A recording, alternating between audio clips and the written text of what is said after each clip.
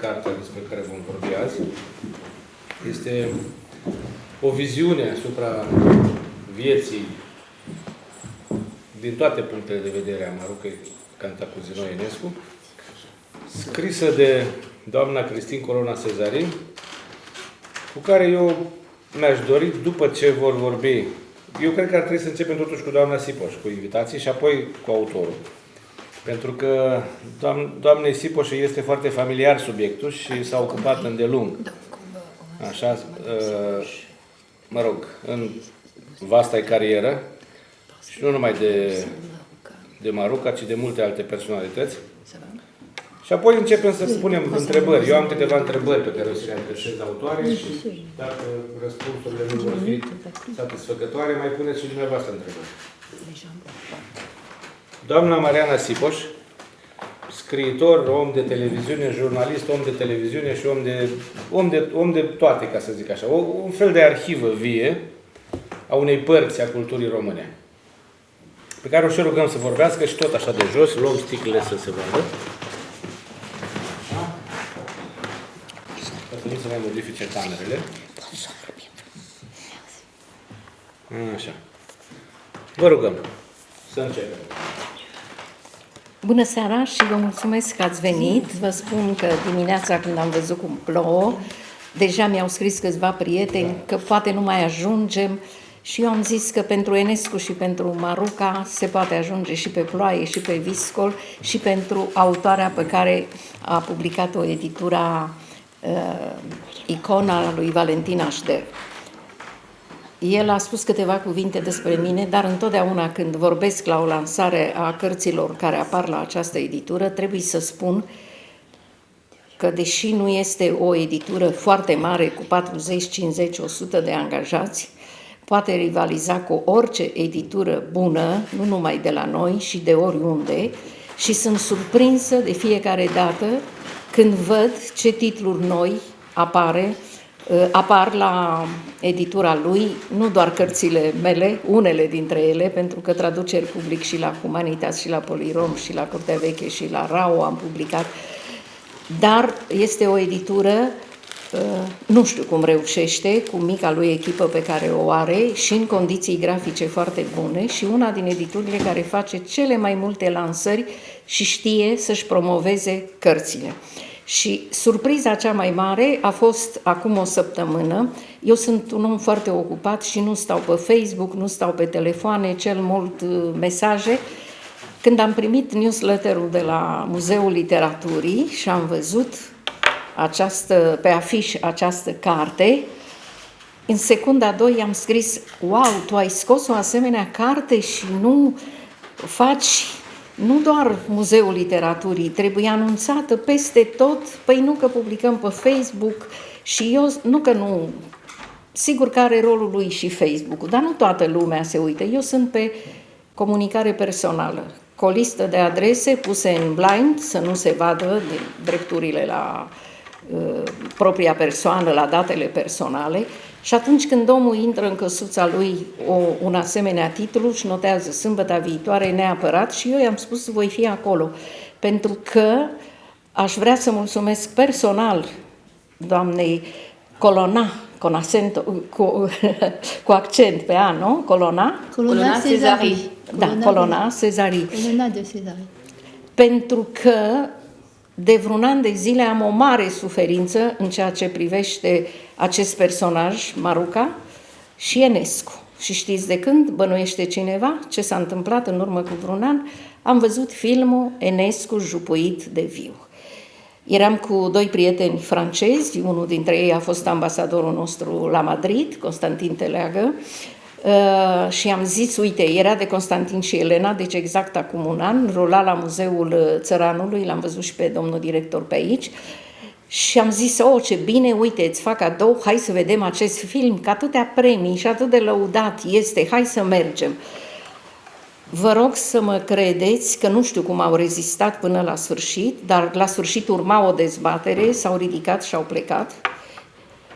Eu am rezistat vreo 10 minute, prezenta cum a fost documentarea pentru film, cu sponsorizare, cu câte premii internaționale. În primul rând, Un singur critic a avut curajul să scrie o cronică nu nefavorabilă, dar care era pe gustul meu, ca să zic așa, Iulia Popovici în Observator Cultural. Cronica apare și este în revista Matca, un alt articol pe tema asta, nu știu dacă era în Observator sau pe Facebook. Și atunci m-am documentat și mai mult. În primul rând că în Franța, francezii n-au acceptat ca filmul să ruleze cu acest titlu. Enescu este un munte de om, o minune de om.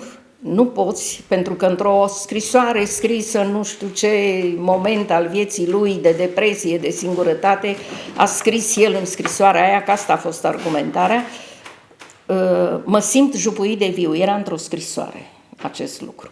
Ori în Franța nu au zis, titlul Prințesei apare în versiunea franceză a filmului, dacă mi-amintesc bine. Și atunci m-am bucurat atât de mult că a apărut această carte, m-am simțit, nu știu cum să vă spun, foarte bine citind ce ați scris, cum o iubiți pe Maruca, ce simțiți pentru ea, nu că ar avea nevoie Maruca să-i reabiliteze cineva imaginea, nu că ar avea nevoie cineva să-i scuze episodul cu Nae Ionescu, suntem oameni, suntem femei, suntem bărbați, se întâmplă, dar scenele alea din film sunt... Ce să vă spun? Dacă nu l-ați văzut, căutați-l ca să vă enervați și voi și după aia să citiți această carte și să vă simțiți bine, foarte bine. Acum am să vă spun, eu am făcut la televiziunea română, unde am lucrat din 95 până în 2006, în martie, aveam mai multe cicluri de emisiuni, istorie, memorie, recuperare sau dreptul la adevăr.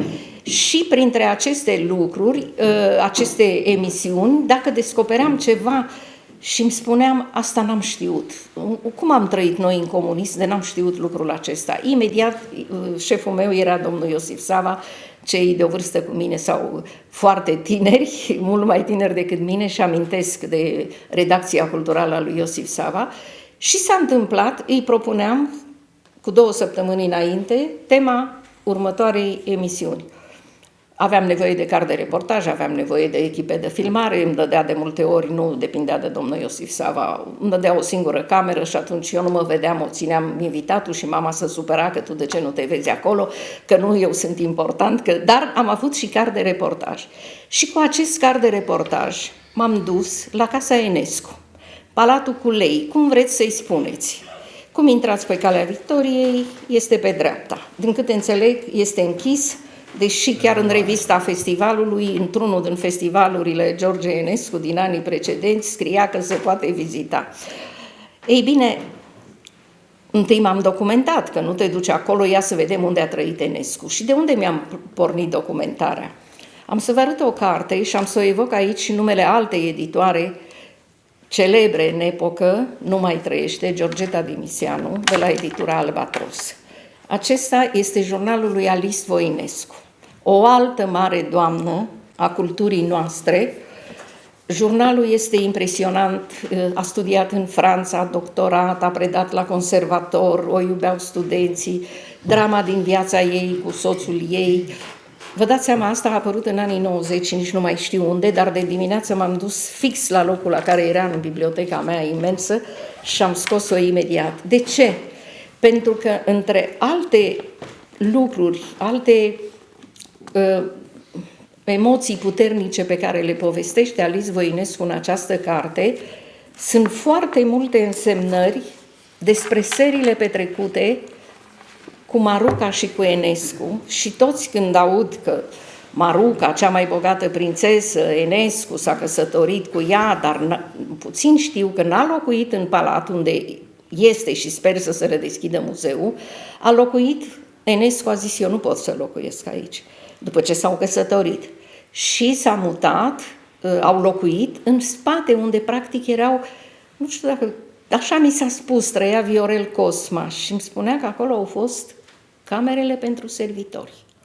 Dar Maruca, cu gustul ei deosebit, le-a aranjat ca și cum ar fi fost, chiar dacă spațiul era foarte mic, ca și cum ar fi fost un palat, așa cum a fost crescută ea, cu soțul ei, Mihai Cantacuzino, băiatul nababului. Ei bine, au locuit acolo, se păstra încă atunci când am filmat eu, poate la o viitoare lansare proiectăm câteva imagini, avea un fotoliu, povestește Alice Voinescu, sunt sute de pagini în care povestește, Aseară la Enescu, Maruca superbă, Maruca cu noi. Uitați, eu când citesc îmi fac așa fișe și le-am găsit de atunci, de când le-am citit, le-am găsit prin carte puse și sunt notate aici, nu-i momentul acum, dar poate o să scriu despre carte, sunt notate toate seriile petrecute la Enescu și o adevărată descriere a Marucăi. Venea și Regina Maria. În filmul ăla de care vorbeam, apar niște femei acolo și uneia îi se spune Missy. Nicăieri, cine nu știe cine a fost Missy, credeau că erau niște femei care stăteau la o șuietă. Missy era Regina Maria, bineînțeles. Ei bine, tot atunci am aflat, tot de la Viorel Cosma și de la Ilie Gogălnicianu, care era un nepot, strănepot al lui Gogălnicianu, dar care l-a cunoscut pe Enescu, cum s-a construit Vila Luminiș. Uite ce frumos! Mulțumim! Mulțumim, mersi! Cum s-a construit vila de la Luminiș, numită Luminiș, la Sinaia. Alaltăieri a fost un concert acolo. El a construit-o special pentru Maruca.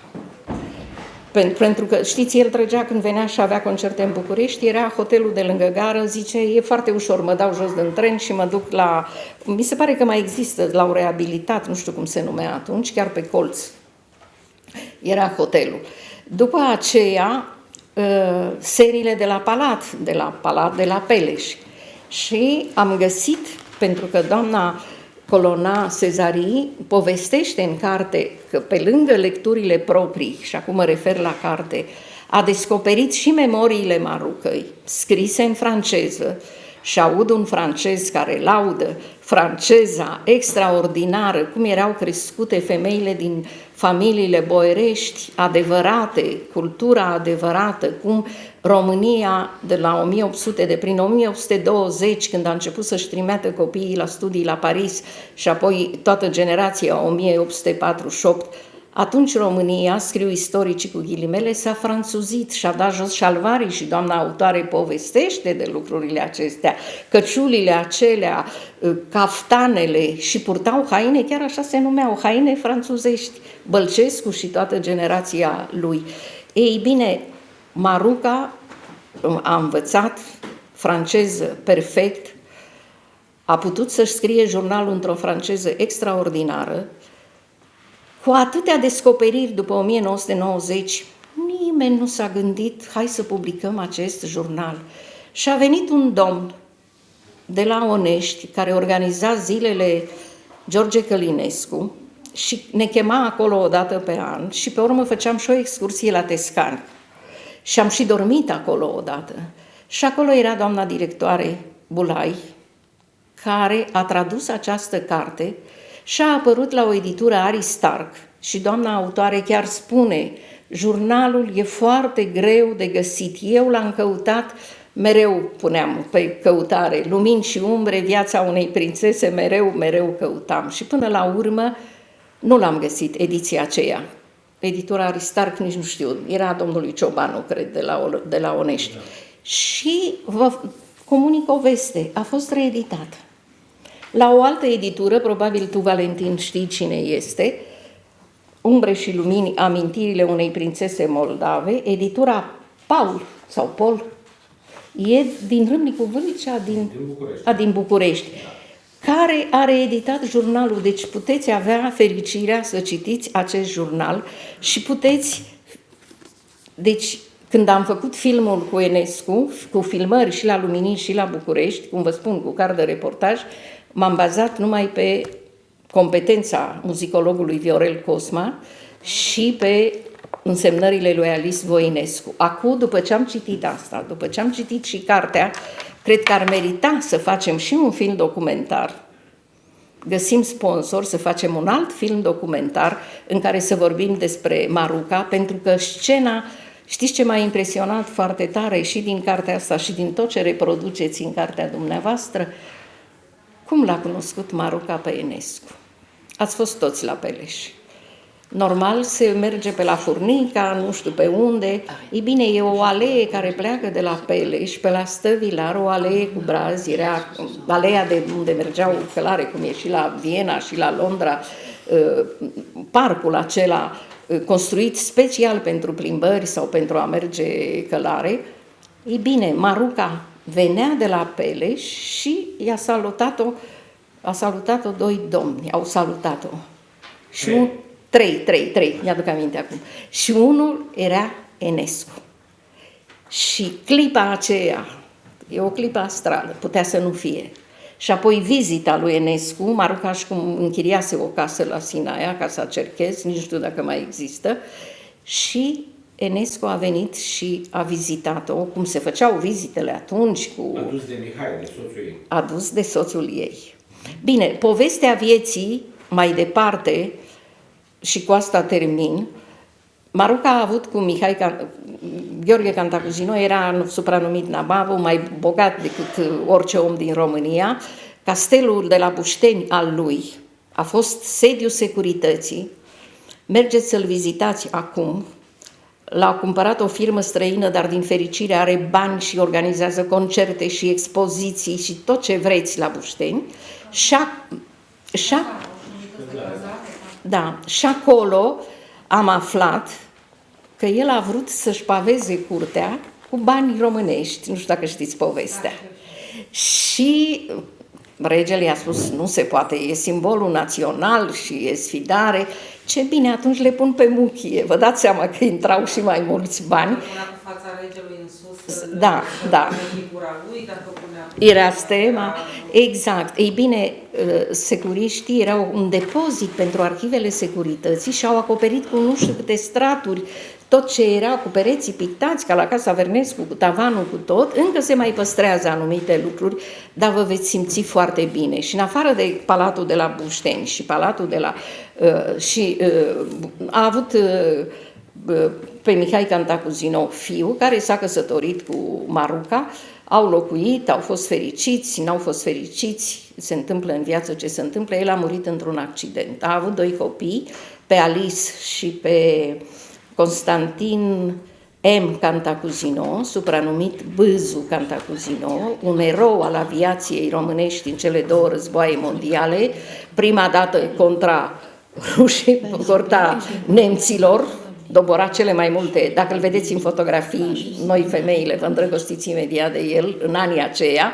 Ei bine, știți cine a fost acest pilot aviator decorat? Toată istoria militară vorbește despre faptele lui eroice. A plecat în cele din urmă din țară, s-a dus la sora lui, a reușit să emigreze. Citiți pe unde găsiți, nu s-a scris încă o carte despre el.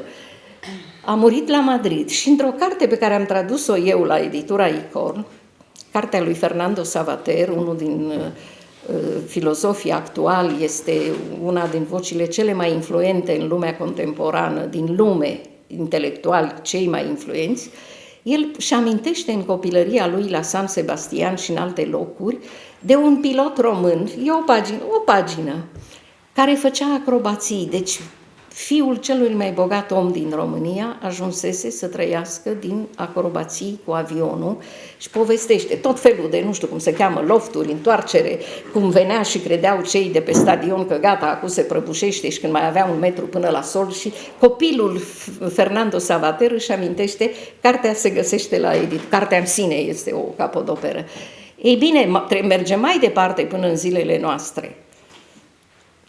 Cu a doua soție sau a treia soție a avut o fată care a rămas în țară. Cine era fata? Era scriitoarea Oana Orlea, pe numele ei adevărat, Ioana Cantacuzino. Ea a rămas în țară, întemnițată, adolescentă fiind, și cărțile ei, una din ele e o carte de convorbiri cu Mariana Marin, Ia-ți boarfele și mișcă. Deci, ăsta a fost destinul acestei familii Cantacuzino, din care Maruca s-a întors cu tot prea plinul ei sufletesc către George Enescu. Mai departe, vă mai spun doar atât, este impresionant, într-adevăr, sfârșitul lui George Enescu la Paris singur. Există cartea de convorbiri cu Gavutii a lui George Enescu, publicată în Franța, dar chiar să o învinovățim pe Maruca, fiindcă el a avut o spondiloză și a ajuns să umbre înconvoiat omul acela, bărbatul acela superb, frumos, zeul, cum îl numește, zeul meu, să umble înconvoiat la 90 de grade, dacă vedeți câteva imagini care s-au păstrat, sigur că te doare sufletul, dar nu poți să spui tot ce i s-a întâmplat rău lui Enescu este din cauza Marucăi, din potrivă. Așa că mulțumesc din suflet că ați scris această carte, publicul din România va fi fericit, chiar dacă e o carte tradusă din franceză, trebuie să spunem. Non, la première édition était en français. Tocmai, C'est și la asta e traduction. traducere românește, sigur. Prima ediție a apărut la editură, hai să o arătăm și pe aceasta, să se vadă, și Avem aici 5 carte din franceză. Dacă Vreți, dacă doriți și originalul Da, acestei da, da. cărți, Nu. îl are doamna. J'achète moi. Și atunci,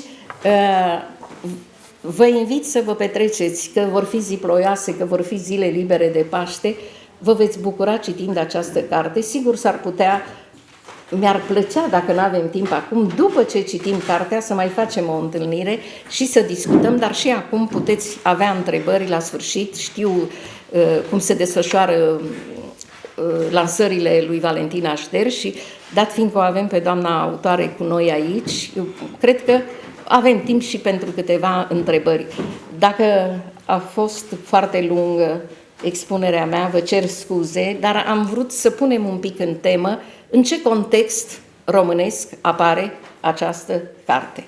Și eu zic că este foarte binevenită și îl felicit și pe autor pentru publicarea ei, pe editor și pe autoarea cărții că este cu noi aici. Mulțumesc foarte mult! Vă luăm instrumentul și îl pasăm. Pune-o, te rog, la... Așa.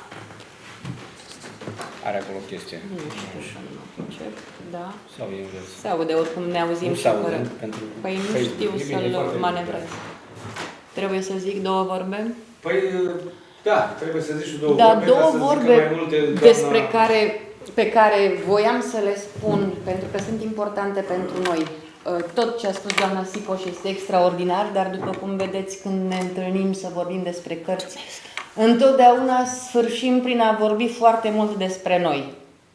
Ceea ce, firește, nu știu cât este de bine, pentru că uităm de cărți. Ne întâlnim să vorbim despre cărți, să le cunoaștem și când spun să cunoaștem cărțile, înseamnă ce vrem noi când participăm la o lansare de carte. Să cunoaștem geneza, cum i-a venit autorului, ideea de a o scrie, ce l-a împins, ce l-a determinat, de ce mai degrabă decât să situăm în epocă, toate aceste chestii sunt informații. Iar noi acum la informații avem acces.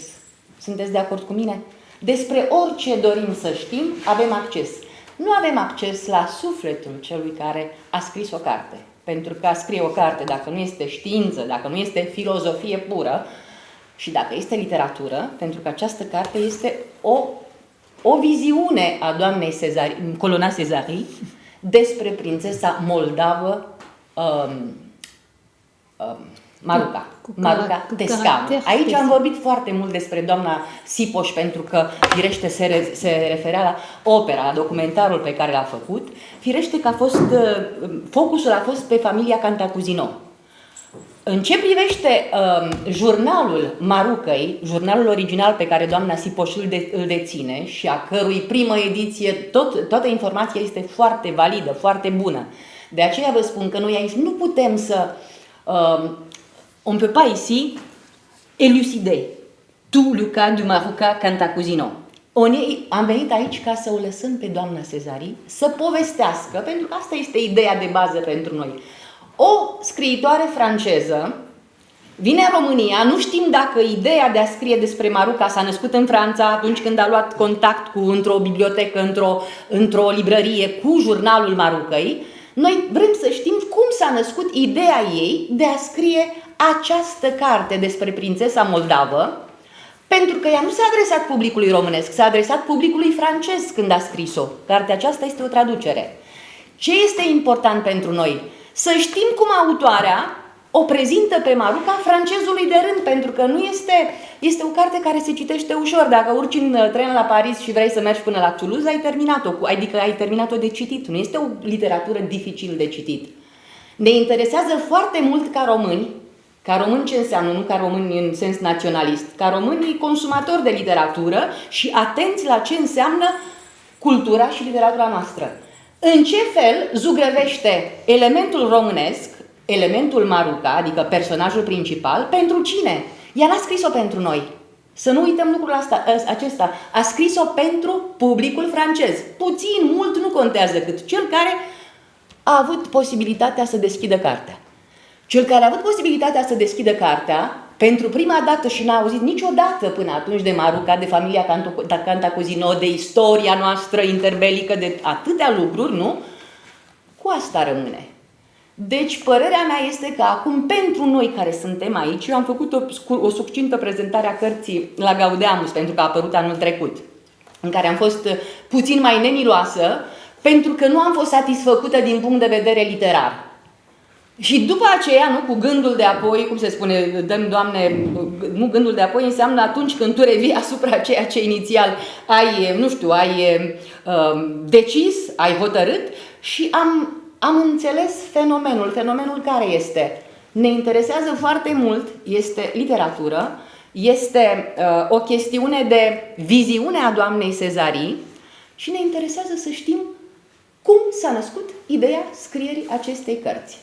Dacă aveți o altă părere despre cum să o lăsăm să ne povestească, să-i punem întrebări, cred că asta este mulțumirea autoarei. Iar noi de ce trebuie să-i mulțumim?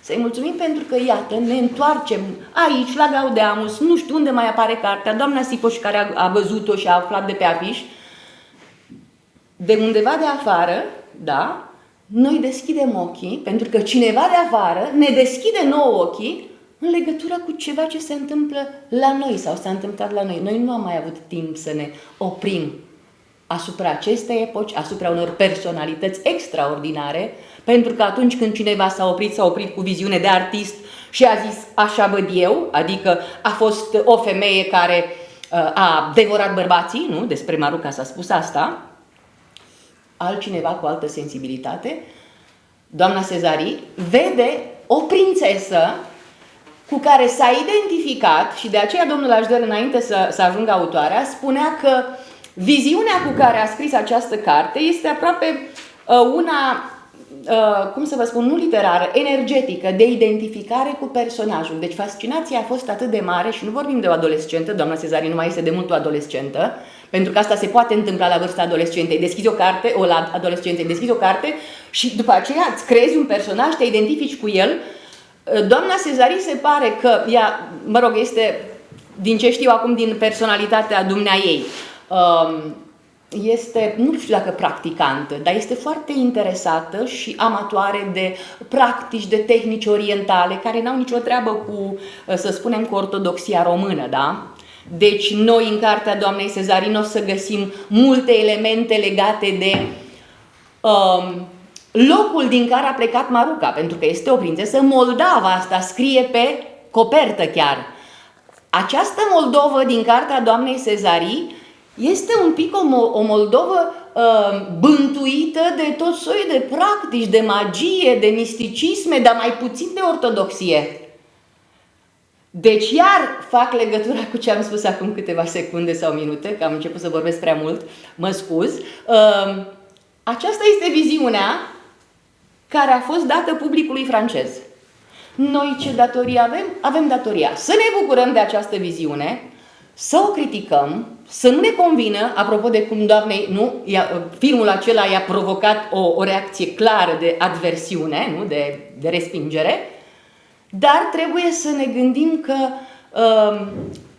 artistul, până la urmă, face ce dorește, face ce simte, iar noi suntem liberi să luăm, să gustăm, să mâncăm sau pur și simplu să nu ne apropiem.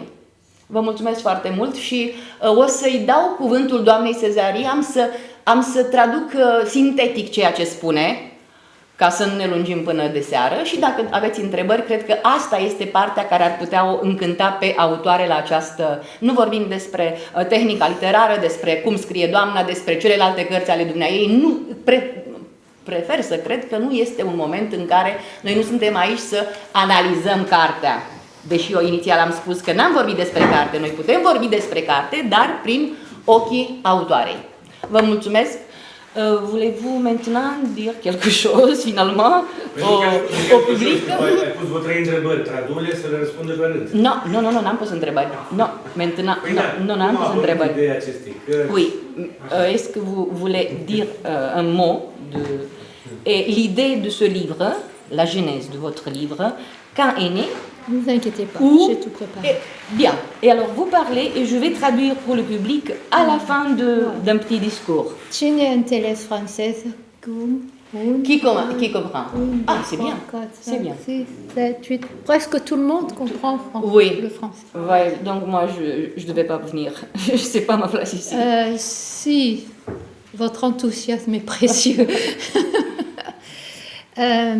Écoutez, c'est difficile, vous comprenez, pour moi, après tout ce talent informatif autour de moi, d'essayer de parler de moi et de son livre, mais je vais quand même faire comme si j'étais toute seule et qu'il fallait que je vous transmette quelque chose.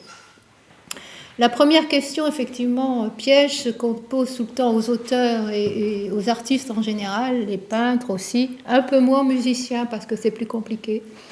C'est pourquoi avez-vous eu envie de faire cette œuvre ou pourquoi avez-vous eu l'idée que... C'est pas une idée, c'est une inspiration. C'est une inspiration qui vient d'en haut.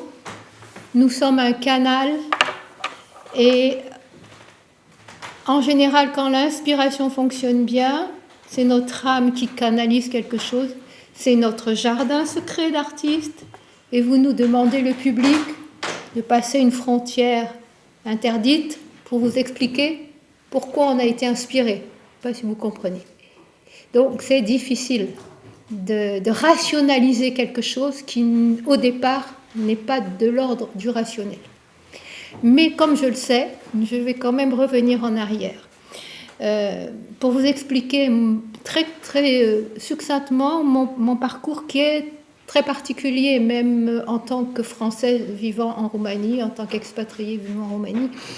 Je me suis depuis très très longtemps passionnée pour la culture roumaine, la littérature roumaine, les arts roumains, la philosophie, l'histoire.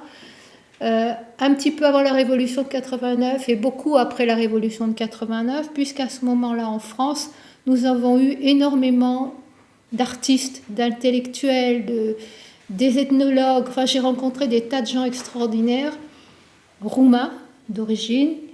Et une des caractéristiques, c'est cette générosité de transmission qu'ils avaient, où ils m'ont donné beaucoup, beaucoup, beaucoup. Ce qui n'est pas français au départ. Les Français n'ont pas... Je veux interrompre. Oui. Spus în puține cuvinte, noi am fost cei care ne-am dăruit întotdeauna. Vorbește doamna, este foarte important, despre entuziasmul nostru de a arăta ce știm, ce suntem, ce putem. Despre multitudinea, că asta știm și noi, de dinainte de Revoluție, nu cei care au emigrat, cei care au plecat, care au lăsat, n-au putut să trăiască sub regim. Deci despre asta este vorba, pentru că are legătură cu, spunea inițial doamna Cezari, vous me permettez d'expliquer un peu ce que vous avez... Are legătură cu ce spunea, că despre grădina secretă a artistului nu se vorbește. Nu se vorbește, dar atunci când tu ești în fața publicului poți să spui ceva. Doamna a spus că este vorba despre inspirație în opera dumneaei, dar că inițial a cunoscut foarte mult, s-a apropiat foarte mult de cultura română. Chiar prin reprezentanți, nu prin cărți, prin persoane pe care le-a cunoscut în viață fiind, ci prin interacțiune directă, nu prin cărți. Vous pouvez continuer? Oui, je vais continuer. Si j'arrive à pas perdre le fil. Non, bah, c'est quelque chose là. C'est difficile de ne pas perdre le fil. Et donc, ce que je veux dire, c'est que très tôt, dans les années d'après-révolution, j'ai eu le sentiment de retrouver quelque chose que je connaissais à travers, par exemple, la langue roumaine.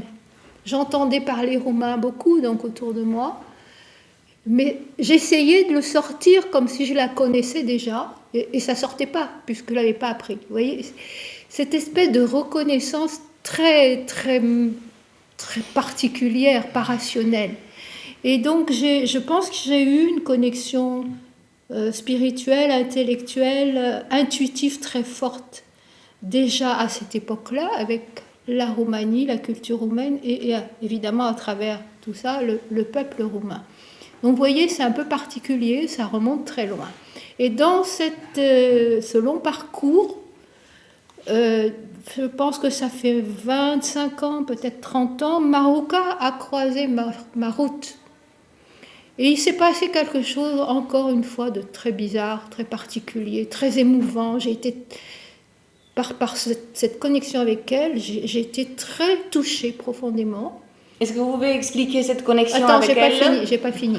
Et c'était comme un premier rendez-vous. Et comme si je m'étais promis, un jour je te retrouverai pour en savoir plus sur toi. Mais ce n'était pas quelque chose de seulement intellectuel. C'est ça que j'essaye de vous faire comprendre. C'était quelque chose de très intuitif, qui relève de l'invisible presque. Vous voyez? Voilà. Ați înțeles, nu? Ideea de bază este cea despre care am vorbit, pentru că dumneavoastră consideră că a intrat într-un soi de comuniune și de dialog, într-un soi de altă dimensiune care nouă persoanelor obișnuite nu ne este accesibilă. Deci așa explică practic geneza cărții. Faptul că a spus am întâlnit-o pe Marouka, am avut un dialog cu ea, ne putem gândi la spiritism, ne putem gândi la orice, ne putem gândi la un soi de trăire care îi este strict, aparține doar dumneaei. Voilà. Ensuite, ça a duré quand même beaucoup d'années, cette rencontre avec la culture roumaine en France, hein, puisque j'avais vraiment des Roumains autour de moi, des gens cultivés, qui m'ont donné des documents rares, par exemple, des ethnologues qui m'ont donné. Et il y a énormément, ça vous le savez peut-être pas, il y a énormément de documentation en langue française sur la Roumanie, la culture roumaine, et qui remonte très loin dans le temps. Ensuite est venu un moment, je pense que vous ne savez pas, mais l'évolution de la France ces dernières années, elle interpelle beaucoup. Il y a eu un switch, je dirais qu'il y a plus de démocratie ici aujourd'hui maintenant qu'en France. Moi, je m'approchais de l'âge de la retraite et je me disais qu'est-ce que je vais faire. Je supporte plus la vie à Paris, je supporte plus du tout la perte de repères, de valeurs, de dimension spirituelle qui s'installait dans la culture française et la violence qui s'installait à Paris, vous ne l'imaginez pas. C'est-à-dire que tous les soirs, quand je sortais de mes cours, je ne savais pas si j'allais arriver chez moi sans avoir été agressée dans le métro. Et comme je suis quelqu'un d'effectivement très médium, très sensible, très intuitif, qui écoute plus son intuition et le rationnel vient après, et je fais un mélange des deux, je me disais, qu'est-ce que je fais? Il faut que je parte. Et je me suis dit à un moment donné, pourquoi pas la Roumanie, puisque tu es plongé dedans depuis si longtemps. Et donc je suis venue à Cluj où j'avais des amis, je suis venue à Bucarest, et quand j'étais à Bucarest, j'étais chez moi. Ça aussi, c'est pas rationnel, c'est pas de l'ordre du rationnel.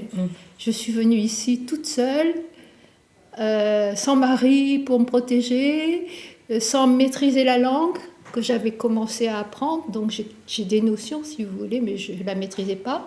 Donc c'est grâce à l'anglais et au français qui est quand même parlé ici que j'ai pu m'installer, etc. Et chaque fois que je rentrais en France et que je racontais aux Français tout ce que je trouvais bien ici, parce que évidemment, comme je suis une intellectuelle, j'ai peut-être plus de capacité de comparer les deux cultures, les deux visions du monde, les deux peuples, que ne le fait quelqu'un qui débarque pour aller vendre des pneus chez Michelin ou un truc comme ça. Et donc j'essayais d'expliquer à mes amis et tout le monde me disait mais il y a ça en Roumanie, Donc je me suis dit il faut que je fasse un livre pour leur expliquer qu'est-ce qu'il y a en Roumanie de bien, de beau et quels sont les talents spécifiques de ce peuple et essayer de faire à travers ça, essayer de leur faire passer le message de cette spiritualité roumaine, de ce peuple, des spécificités roumaines. Quand je parle de spiritualité, je ne parle pas de religion, comprenez bien. La spiritualité, on peut l'avoir développée en soi, parce qu'on est une âme évoluée, parce qu'on a beaucoup souffert, qu'on a beaucoup travaillé sur soi, etc., qu'on a compris beaucoup de choses, qu'on a partagé beaucoup de choses, pas forcément parce qu'on va à la messe tous les jours. C'est clair? J'insiste parce que la rencontre avec Marouka, elle est très spirituelle. Écoutez-moi, la prière ne veut pas dire la religion, est un peu l'équivalent de la méditation. Avez-vous compris? La prière n'est pas la... C'est pas ça que je suis. Avez-vous compris? Oui, mais c'est pas ça que j'ai dit. Mais c'est pas grave. On n'est pas un peuple qui est complètement spirituel de ce point de vue. Oui, c'est pas ça. C'est pas ça que je veux dire. Donc je termine.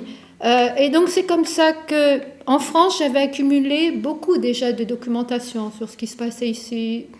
Et je me suis dit, il y a quelque chose qui m'a frappé en Roumanie, qui est l'envers de la France. C'est que quand vous faites quelque chose, c'est toujours très grand, c'est toujours très haut, c'est toujours... Vous n'avez pas peur. C'est instinctif. Tout de suite, vous allez au défi de ça. Alors qu'en France, c'est tout le contraire. Vous demandez de faire grand, de faire large, de faire haut, faire quelque chose qu'ils n'ont jamais fait. Oh non, on ne va pas sortir de notre petite boîte. Et moi, j'adore ce marais des Totes. J'appelais ça le marais des Totes. J'avais un kiné à Regina Maria. Il me disait toujours marais des Totes, marais des Totes. Donc j'ai pris ce slogan sur mon premier livre, Ils s'en foutent ces Romains, Marais des Totes, et j'ai sélectionné des artistes, des tas de choses dans le livre.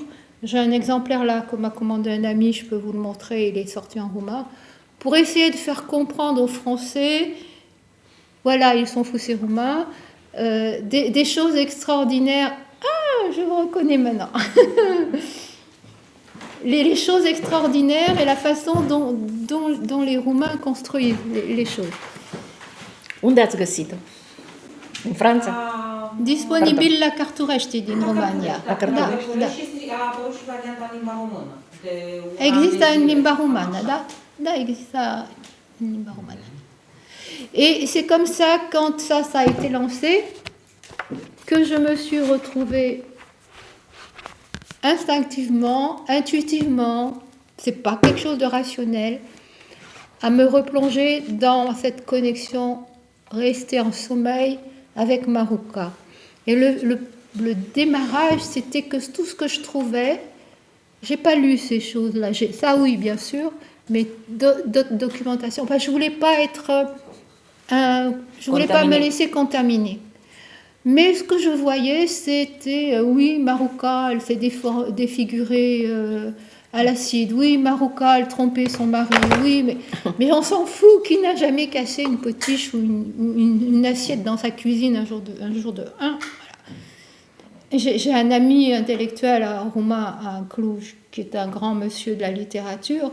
Quand il m'a vu publier ça, il m'a dit « Oui, mais quand même, Marouka, elle trompait son mari. » J'ai dit « Mais enfin, Ion, c'est lui qui a commencé. » « Ah oui, mais c'est pas pareil. » C'est pas pareil. C'est pas pareil. Ça veut dire qu'un très grand intellectuel roumain du 20e, 21e siècle considère normal que Mihai Cantacuzene trompait Marouka, mais pas que Marouka trompait Mihai Cantacuzene. Et là, effectivement, on n'était pas d'accord du tout parce que moi, c'était pas ma démarche. Et donc, j'ai finalement réussi parce que les mémoires de Marouka, j'ai contacté cet éditeur qui a publié ça chez le premier Aristac. Il n'a jamais voulu collaborer avec moi parce qu'il trouvait que je n'étais pas un assez gros éditeur. Donc j'ai dit tant pis, je continue. Et j'ai fini par trouver à la bibliothèque française François Mitterrand, à la Bibliothèque nationale, une copie des mémoires de Marouka. J'avais trouvé une copie ici à New European College, mais ils ont fermé tout de suite pour faire des travaux. Donc j'étais très embêtée. Et je me suis plongée là-dedans. Donc ce que je voulais au départ, c'est effectivement, comme l'a très bien dit Elisa, faire un livre en langue française pour le public français, pour faire connaître ce personnage très particulier, très exceptionnel qui était Marouka, mais à travers elle aussi faire comprendre aux Français, faire sentir, faire capter l'histoire de cette terre qui est quand même incroyable et que les Français ne connaissent pas et ne comprennent pas. C'est-à-dire qu'ils attendent de vous, depuis 1989, que vous fonctionnez exactement comme eux. C'est n'est-ce arrivé, pas? madame. Hein? C'est arrivé déjà. Non, c'est raté, ça peut pas, c'est pas possible. Plus on connaît les Roumains, plus on se rend compte des différences entre les Français et les Roumains.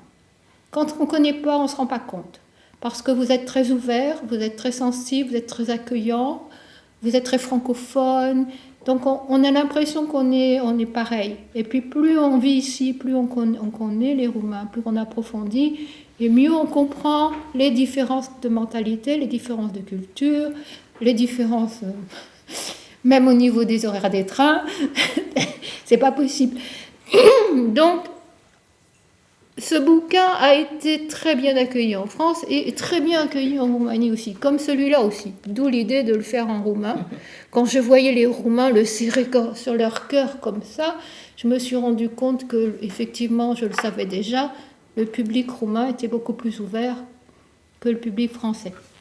Mais ce que j'ai voulu faire comprendre aussi en France, c'est l'histoire de ce pays qui est passé de l'Empire ottoman, de la domination ottomane, qui a duré très très longtemps, qui a quand même imprégné ce pays, à la révolution de 1848, puis aux principautés, des principautés roumaines, puis à la Roumanie contemporaine, en un temps record, si vous voulez. Et il y a un grand décalage historique que vous avez effectivement essayé de réparer, de récupérer en envoyant beaucoup les jeunes étudiants en France, etc. Donc j'ai voulu aussi à travers Marouka, parce que dans ce livre on rencontre aussi l'histoire de la Roumanie et l'énergie particulière de la Moldavie, le transmettre aux Français. Et puis de fil en aiguille, c'est devenu aussi une nécessité de le faire aussi sortir en roumain.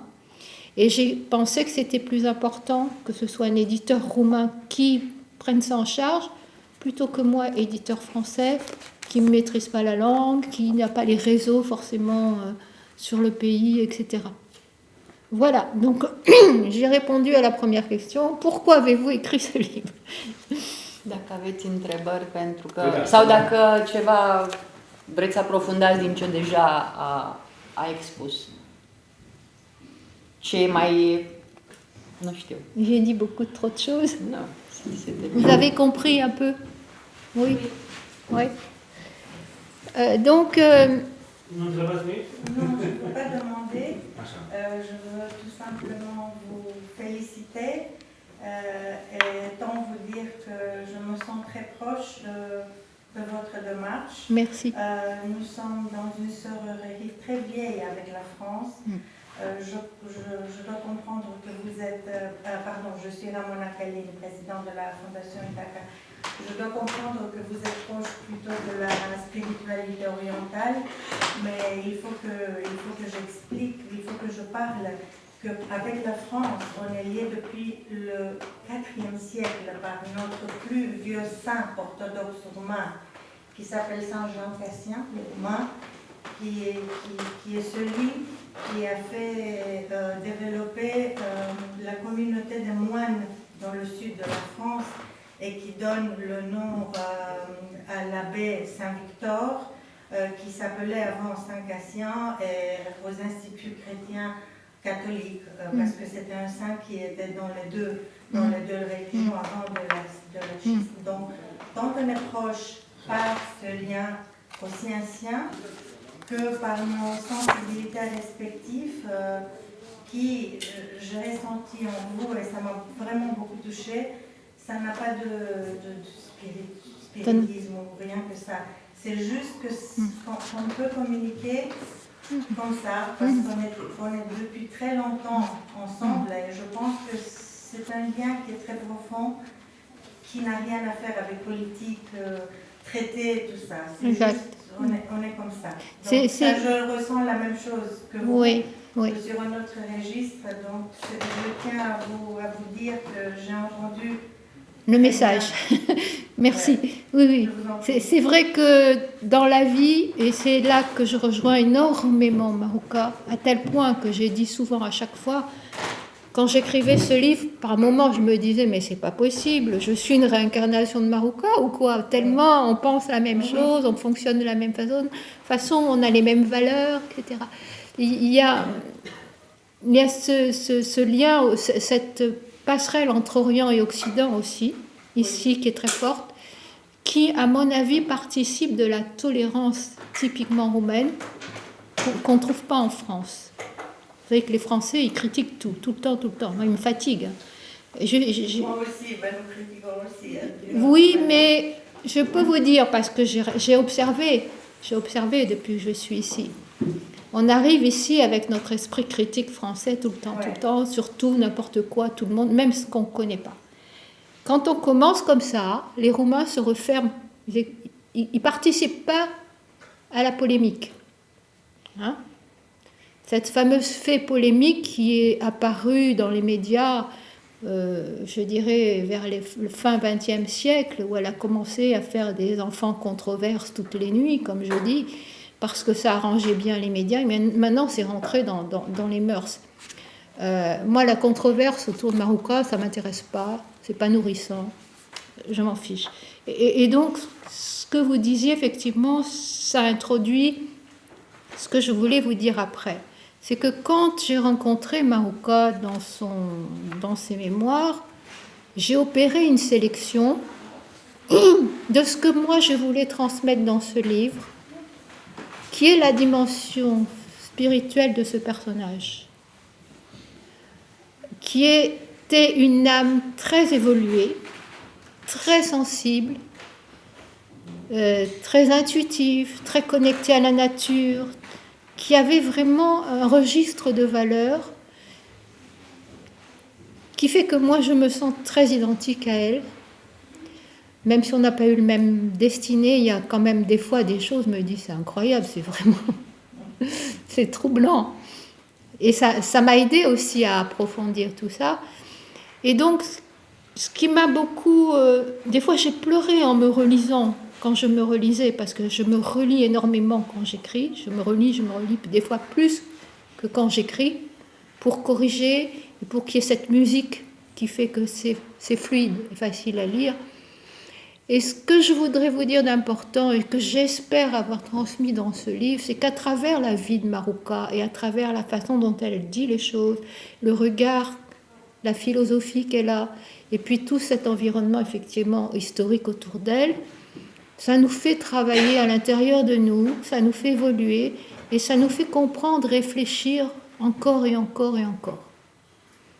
Moi je vois la vie de Marouka à travers mon livre comme ça. C'est un enseignement. C'est pas un livre qui vient vous raconter, comme va faire effectivement une biographie habituellement. Elle va raconter toute l'histoire, les gens qu'ils ont rencontrés. Elle était amie avec machin, elle était amie avec celui-là. C'est superficiel par rapport à ce que moi j'ai voulu faire. C'est y rentrer vraiment en profondeur dans le regard de Marouka sur la vie et sur ce qu'elle a pu dire et comment elle a pu le dire. Et ça m'amène à une conclusion qui est que dans ce livre-là, il y a trois chemins, c'est-à-dire qui se sont noués comme ça. Il y a mon écriture en tant qu'auteur, et puis elle écrit tellement bien, Marouka, comme vous avez dit toutes les deux, c'est un écrivain extraordinaire. C'est quelqu'un qui avait un talent, waouh, qui fait que, il y a des tas de moments, je me dis ça c'est trop important, tiens, je vais mettre des extraits, des citations de Marouka mélangés à mon texte, au bon endroit, au bon moment, etc. Et je vais vous lire tout à l'heure quelque chose qui me tient à cœur. Et puis, c'était tellement fort ce travail, tellement émotionnel, tellement intense, que j'avais besoin de revenir dans le concret ici et maintenant, et de vous raconter ce qui se passait un peu autour de moi à travers les saisons, été, printemps, hiver, automne, à Dorobanti, où les arbres changeaient de couleur, où mon chat venait se mettre au milieu. Vous savez que j'ai des chats incroyables. J'ai une chatte, le jour où j'ai décidé d'écrire ce livre, elle est venue, elle s'est mise à côté de l'ordinateur et elle a attendu comme ça. Elle a dit, alors quand est-ce que tu commences quoi? Elle ne fait jamais ça, et elle ne l'a jamais plus fait. C'était troublant. Donc voilà, j'espère à travers ce livre, très présomptueux de ma part, puisque je ne suis pas roumaine et que je viens vous parler d'une princesse que vous connaissez certainement mieux que moi ou sur différents angles. En espérant que son regard il y a beaucoup de choses que je ne dis pas aussi, des expériences un peu parallèles que j'ai pu faire avec elle. Je ne sais pas si j'ai le droit d'en parler ou pas. Mais son regard sur la vie, sur l'histoire, j'espère que chaque ligne va vous donner à réfléchir et vous nourrir, vous dire tiens, puis regardez autour de vous. Quand elle parle, par exemple, puisqu'elle était au milieu de la cour royale de Roumanie, et donc les politiciens, la famille Cantacuzene, tout ça. Et donc, elle avait un regard très critique sur toute cette immaturité du monde politique, qui n'a pas beaucoup évolué de ce point de vue-là. Ils sont toujours aussi immatures, parfois. On se dit ça quand on lit ça. On se dit, tiens, finalement, ils n'ont pas vraiment changé. Et elle les regardait et elle se rendait compte, elle a senti Marouka venir les guerres mondiales, elle essayait de leur faire passer le message. Et elle disait, ils voient rien, ils ne se rendent pas compte, ils vivent coucou, la belle époque, on va au théâtre, etc. Et puis par en dessous, ça couvait. Donc vous voyez cette profondeur d'âme de Marouka qui était capable de voir ce qui se passait autour d'elle, de sentir venir des choses que personne ne voyait. Ça concerne ce monde politique autour d'elle. Et sa relation avec Georgescu est importante aussi, puisque tout le monde a envie d'en entendre parler. Il avait 26 ans et elle 29 ans quand ils se sont rencontrés, je pense que vous le savez. Et puis on nous a rappelé leur rencontre à Sinaia. Mais je vais vous lire la première... il y a une première rencontre à Sinaia et ensuite Mihai Cantacuzene, le mari de Marouka, a invité Georgescu à venir chez lui à la Villa Cerquez. C'était Villa Cerquez. Et ça a été quelque chose de... Ils ont été aspirés, happés, attirés l'un vers l'autre. Et vous rendez compte à ce moment-là, je ne sais pas si vous avez vécu ce genre de relation avec certaines personnes, que ce soit en amour ou en amitié, il y a quand deux âmes se retrouvent, c'est rédhibitoire, on ne peut rien faire. Et donc il y a eu cette reconnexion entre ces deux âmes qui certainement avaient rendez-vous. Et donc ils sont restés ensemble toute la nuit, tout le monde est parti évaporé comme ça, qui était là pour certainement la princesse Marie, son mari, enfin tous les amis qui étaient là, comment il s'appelle, j'ai un trou de mémoire, Mattila Gica. Enfin, il y a eu le début de quelque chose là. Je ne sais pas si vous comprenez ce que je veux dire. Et j'ai gardé deux citations parce que c'est tellement beau et fort quand elle parle de sa première rencontre. Je vous le dis en français et puis tu leur dis en roumain. Oui. On cherche ici aussi.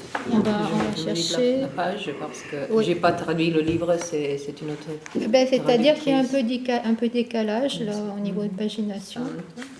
C'est le titre. C'est Georgescu, La passion d'une vie. Okay. Donc ça, c'est le lendemain matin de cette fameuse nuit. Elle ne nous dit pas dans ses mémoires qu'est-ce qu'ils ont fait exactement, dans les détails. Il paraissait encore plus grand à la lumière du jour que dans l'ombre de la maison.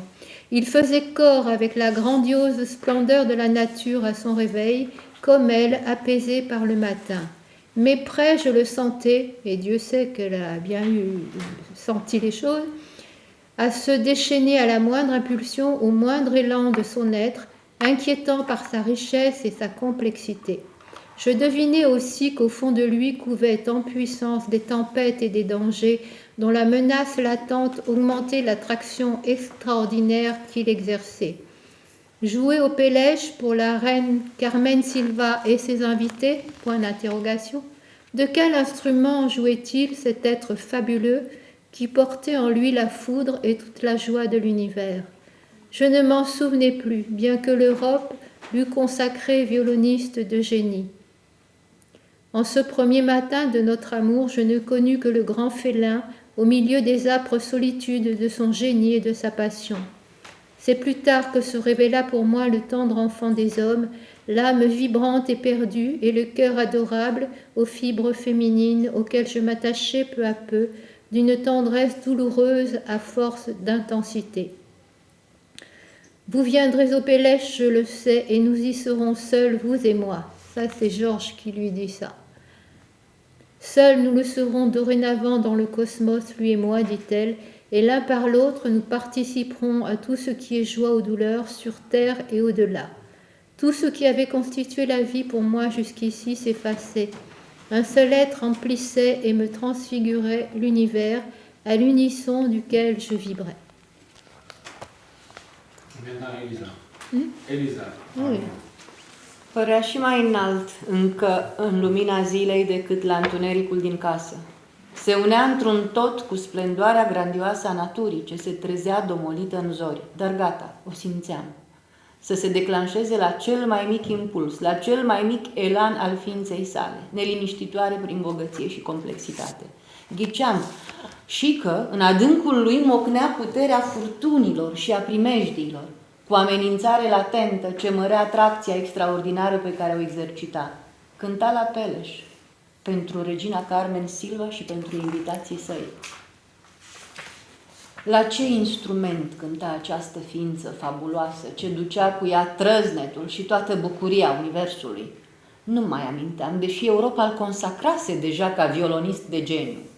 În acea primă dimineață a iubirii noastre, nu am cunoscut decât marea felină în mijlocul asprelor singurătăți ale geniului și ale pasiunii.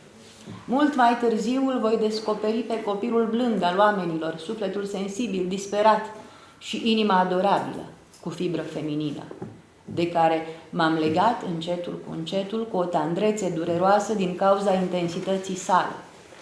Veți veni la Peleș, știu, și cu toți cei de acolo care vă înspăimântă, vom fi singuri, doar noi doi.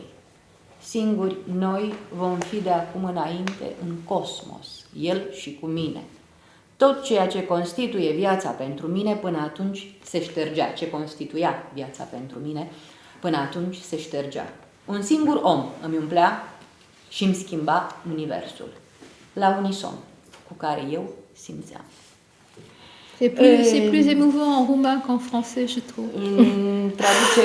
Traducerile știți și dumneavoastră despre ce este vorba cu traducerile, deci e ideal cine cunoaște limbă franceză și are acces la cartea în limbă franceză să o citească în franceză. Firește că traducerea este întotdeauna și o mică rescriere. Eu acum, de pildă, m-am pierdut în două elemente, nu? Pentru că fiecare traduce conform vibrației sale, ca să folosesc cuvintele doamnei Colonna Cezari. O singură întrebare aș avea eu. Ce ne puteți spune despre componenta paranormal în existența dumneavoastră și în existența și în geneza acestei cărți? Avez-vous compris la question? Oui, donc je suis autorisée à en parler. Vous connaissez bien le roumain, mais vous refusez de parler. C'est pas que je refuse d'en parler, c'est que je peux pas toujours en parler. Quand j'ai commencé à écrire ce livre, je vous ai dit que j'avais trouvé le tout début de ces mémoires au New European College et qu'ils ont fermé. Et donc je me suis retrouvée sans rien. Et je voulais à tout prix faire ce livre. Il fallait que je le fasse. Et j'ai eu l'idée de contacter une médium française qui pratique l'hypnose régressive, qui est une technique que je ne connaissais pas du tout, que je n'avais jamais pratiquée et que je pratique pas. Moi, j'ai effectivement des capacités comme ça, mais je ne m'en sers pas. Je n'en parle pas. Ça me tombe dessus comme ça, voilà. Et j'ai sélectionné quelqu'un avec qui j'ai senti une affinité, qui m'a dit « j'ai jamais fait ça, mais je peux essayer ». Je lui ai dit « je veux faire un livre sur une princesse roumaine et je voudrais essayer de la contacter ». Elle est décédée en 68. si vous voulez, moi j'ai toujours eu des capacités comme ça. Donc pour moi, c'est quelque chose qui est normal. C'est pas quelque chose de... J'ai du mal à comprendre que ce soit extraordinaire. Bref. Et donc, on a fait une expérience. J'ai fait une expérience. J'ai voulu faire une expérience sans savoir du tout ce qu'il allait en sortir. Elle en France, moi à Drobandi. Et on a tout enregistré sur Skype. Donc j'ai tous les enregistrements. Je peux prouver que ce que je dis est vrai. Et on a fait plusieurs choses. D'abord, je lui ai demandé de voyager à travers le temps pour voir ce qu'il y avait sur cette terre roumaine de particulier, qui pour moi a une protection et une dimension spirituelle particulière. Elle m'a dit entre autres quelque chose que j'ai jamais oublié. Elle m'a dit cette terre est sur plusieurs niveaux vibratoires, qui fait que c'est comme ça que vous vivez dans le présent tout le temps. Enfin moi j'interprète comme ça. C'est-à-dire que programmer quelque chose avec des Roumains, c'est pas possible. De toute façon, même si vous programmez, ils vont changer au dernier moment. On sent vraiment que pour eux, c'est très difficile. Et bon, voilà, c'est une chose. Et ensuite, on a pris contact avec Maruka et quelques autres personnages dont j'espère avoir le temps de vous parler aujourd'hui. Et Maruka est venue et elle a bien rigolé parce qu'elle a dit, la première chose, Marie-Christine, Christine croit que c'est elle qui a décidé de faire ce livre. En fait, c'est moi qui l'ai attirée parce que je veux qu'on parle de moi avec un regard moderne, contemporain, et qu'on sache vraiment qui j'étais. Et puis, s'en est suivi donc 3 séances, à peu près de 6 heures en tout, de dialogue avec elle, de questions, Alors, je vous explique un peu comment ça se passe. C'est-à-dire que j'ai appris beaucoup de choses sur ce fonctionnement. C'est-à-dire qu'en fait, dans l'au-delà, ils connaissent le passé, le présent, le futur de chacun d'entre nous. Et ils savent ce qu'on pense, ce qu'on ressent, etc. Donc, quand ils acceptent une connexion comme ça avec quelqu'un, ils savent très bien qui on est. Et elle a ajouté, ça pouvait être que toi, parce que j'ai une relation particulièrement forte avec la France. Et ensuite, au milieu de ce travail, si vous voulez, j'ai trouvé les mémoires de Maruka, comme je vous l'ai dit tout à l'heure, à la bibliothèque François Mitterrand à Paris. Et j'ai retrouvé dans ces mémoires beaucoup de choses qui avaient été dites dans ces échanges, qui ont été confirmées et que ni moi, et encore moins la médium, pouvaient savoir. Surtout pas elle, parce qu'elle ne connaît rien à la Roumanie. C'est des gens ce genre de personnes qui confondent Bucarest et Budapest, et puis c'est tout, quoi. Ça ne va pas plus loin. Par exemple, pour vous donner un détail, parce que moi je voulais être sûre aussi, donc j'ai beaucoup cadré, on peut en parler très longtemps. Hein. Il faut avoir beaucoup de force spirituelle et intellectuelle et morale pour arriver à gérer ce genre de choses. Parce qu'il ne faut pas que la médium parte dans tous les sens, et elles ont tendance à le faire dans cette technique-là. Et une des choses qui m'a frappée, c'est qu'elle nous a dit que Maruka avait eu 3 enfants. Or, on connaît tous Bézou et Alice. Bézou. Non, Bézou. Bézou. En roman, c'est Bézou. Oui, Bézou. Et Alice. Très difficile C'est difficile pour les Français, ouais. Et Alice. Mais en fait, c'est qu'on ne sait pas, et moi que je ne savais pas, c'est qu'elle a fait une fausse couche pendant un voyage de noces, qu'elle a perdu un enfant à ce moment-là.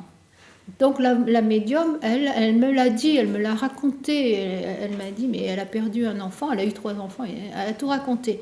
Et après, j'en ai des frissons de vous le raconter. J'ai retrouvé ça dans son journal, elle en parle, Maruka, si vous voulez. Donc le nom de sa nourrice, Babaya, par exemple, je ne pouvais pas le savoir, personne ne pouvait le savoir, ce n'est pas un mot qui existe en français. Et quand la médium m'a dit, je cherche le nom de sa nourrice, je lui ai dit Babaya. Mais comment je pouvais le savoir? Je n'avais pas encore lu ses mémoires. C'était Babaya. Babaya. Et donc, si vous voulez, je n'ai pas vraiment utilisé ces entretiens dans le livre, mais ça a été un échange, si vous voulez, qui peut-être m'a aidé à me structurer, à comprendre des choses. Ça rejoignait beaucoup plus ma démarche personnelle j'aurais pu faire le livre sans, peut-être, rien qu'avec ces... Mais il y aurait peut-être manqué une dimension énergétique, spirituelle, je ne sais pas. Voilà. C'est votre mystère. Pardon ? C'est votre mystère. Pour moi, c'est pas mystérieux. Pour moi, je pense que on a, vous le savez, un cerveau qui n'utilise pas toutes ses capacités et qu'il y a certains d'entre nous ont des portes ouvertes que d'autres n'ont pas. Et puis c'est tout, quoi. Moi, depuis... Oui ? C'était l'enfant de Georges. Non, de Miaï, le premier enfant de Miaï, puisque c'était pendant son voyage de noces avec Miaï qu'elle a fait cette fausse couche. J'étais pas sûre que si c'était ou après, parce que, bon, dans ma mémoire, c'était pendant, parce qu'ils sont partis un certain temps. Miaï est tombée malade, ils ont arrêté leur voyage de noces partout. Ils voulaient faire vraiment aller dans des pays très très lointains, etc. Donc il est tombé malade, ils ont arrêté. Et je crois, ils ont repris après, enfin bon. Et on a aussi, puisque moi je connais un peu mieux l'histoire de la Roumanie, j'ai demandé à plusieurs personnages. Marc Bibesco a refusé de communiquer. Avec vous ? Avec nous. Il faut dire que Marouka l'avait critiqué un petit peu de temps avant. Alors je ne sais pas si l'autre l'a entendu ou elle l'a su. Ils savent tout là-haut, de toute façon.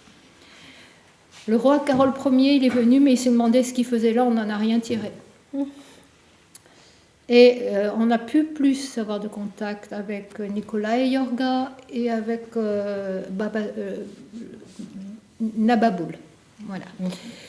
Et Nicolae Iorga. Donc ça c'était en... J'ai encore les dates sur les vidéos. C'était bien avant la guerre en Ukraine. On n'y pensait pas, on ne le savait pas, on n'imaginait même pas.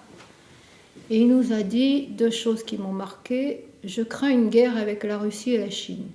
Moi, je me suis dit, qu'est-ce que c'est que ce délire ? C'est la médium qui est en train de délirer, ou c'est Nicolas qui je sais pas, c'est la déformation professionnelle d'historien. Donc, je me suis un peu braquée et j'ai coupé, je suis passée à autre chose. Et avant de nous quitter, il nous a dit plusieurs choses importantes. Il nous a dit, j'ai gardé l'âme profondément roumaine. Que ça interpelle quand même quelqu'un qui est là-haut, qui te dit, j'ai gardé l'âme profondément roumaine, ou turque, ou française. Et il nous a dit, tout ce que je vois maintenant, tout ce que je vis là-haut, je le savais, je le pressentais quand j'étais historien en Roumanie, mais je ne pouvais pas en parler. Et je suis content maintenant de me rendre compte que j'avais raison. Donc on va avoir un livre avec Iorga aussi ? Non. Bon. Peut-être, pourquoi pas, je ne sais pas. Et Nababoul, c'était différent parce que c'est un autre personnage. Donc pareil, la médium ne connaissait pas du tout ces personnages. Et elle me l'a très bien décrit tel qu'il était... dans son caractère, dans sa personnalité, dans sa fortune. Mais moi, j'avais envie de lui faire dire quelque chose. Vous savez, quand il y a eu la révolte des paysans en Roumanie, il a démissionné de son poste. Parce que, comme premier ministre. Voilà, donc j'ai voulu lui faire parler de cette période. Là, j'ai encore des frissons de vous raconter ça. Et il nous a dit, je ne pouvais pas rester là où j'étais, parce que mes paysans, c'était mes enfants. J'ai vu disparaître l'ancien monde et émerger un nouveau monde dans lequel je ne me retrouvais plus mes valeurs. Donc il nous a expliqué ça parmi d'autres choses. Voilà. Donc j'en ai pas parlé de tout ça dans la version roumaine. J'en ai mis 3 lignes dans la version française. Et puis je me suis posé la question de si je pouvais en parler en Roumanie ou pas. Et par prudence, j'en ai pas parlé parce que je ne sais pas comment ça peut être reçu ici. Mais c'est un peu pour vous expliquer que je suis allée chercher ce qu'il y avait de plus spirituel chez Marouka. Qui nous a dit, parce qu'à un moment donné, elle nous a dit qu'elle pouvait voir toutes ses vies antérieures et que donc sa vie en tant que princesse, en tant que cousine, c'était qu'une de ses vies parmi d'autres. Et je lui ai dit, mais comment c'est possible ? On n'arrive pas à imaginer qu'on puisse voir toutes ces vies. Et elle m'a dit, quand tu passeras, tu sauras. Voilà. Doamna Sipoș a găsit ceva interesant. Întâi vreau să fac un anunț ca să nu uit. Il y a peut-être, excusez-moi, est-ce qu'il y a d'autres questions dans le public? Oui, moi j'ai une question. Oui. Quelle est spécifiquement votre affinité quand vous avez pris la décision d'écrire ce livre? Quel est votre sentiment, affinité avec Maruca? Oui. Spécifiquement. Parce que vous avez parlé beaucoup, mais effectivement, quel est le... Spécifiquement, c'était que... Identification. Non, c'est pas de l'identification parce qu'on a bien gardé nos deux personnalités, toutes les deux. Mais c'est difficile parce que c'est irrationnel. C'est-à-dire que je voyais sur Internet des critiques sur elle, des cancans, comme on dit en français, cancans, des médisances, tout ça. Et en général, quand je suis confrontée à ça, au bout d'un moment, je me dis, mais qui écrit ça? Pourquoi? Quel est le but? Et j'avais envie de creuser ce personnage pour en savoir plus sur qui elle était vraiment, quelles étaient ses qualités, etc. Donc, c'est quelque chose de complètement intuitif, instinctif. Je ne peux pas l'expliquer. Je peux me l'expliquer après quand je me suis plongée dans ses mémoires, parce que je me suis dit, mais c'est incroyable qu'on se ressemble à ce point-là. Donc peut-être que j'ai été attirée par ce personnage depuis longtemps, que j'avais des souvenirs que j'ai oubliés. C'est difficile à dire. Donc, je pense que si elle a pu aussi m'utiliser quelque part, c'est que je suis ce que je suis, avec tout ce que j'ai porté comme bagage culturel vis-à-vis de la Roumanie, mais tout ce que je suis aussi dans ma personnalité. Je ne suis pas quelqu'un de rationnel, je suis quelqu'un de très intuitif.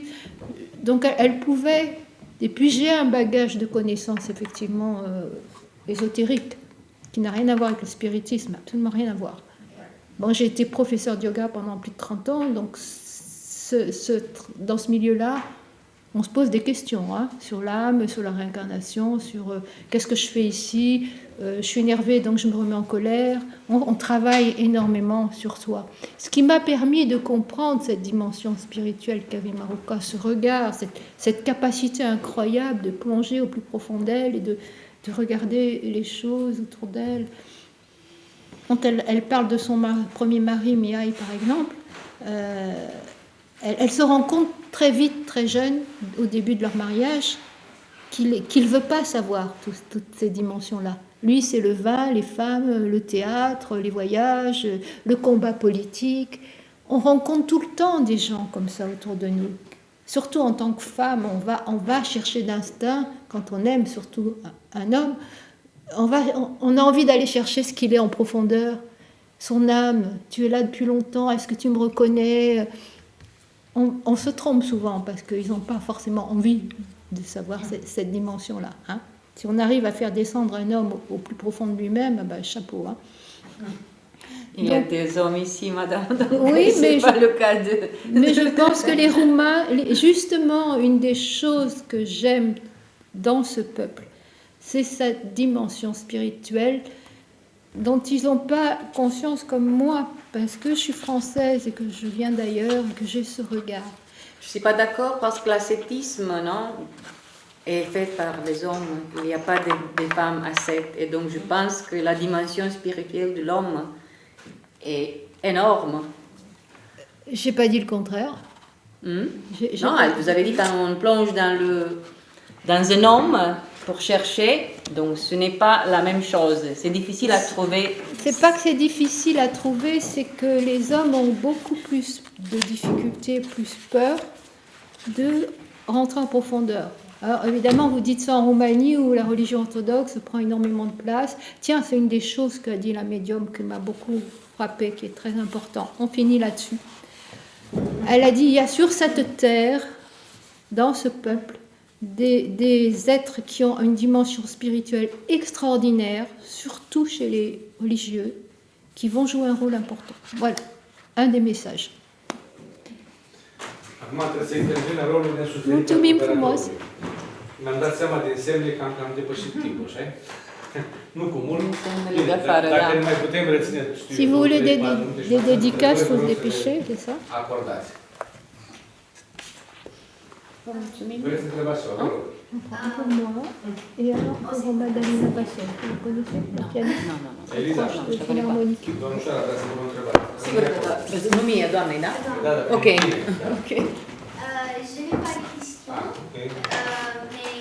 mais je veux m'exprime l'admiration pour votre travail créatif et merci beaucoup pour l'information. Mulțumesc frumos! Cu plăcere. Da. Cu plăcere.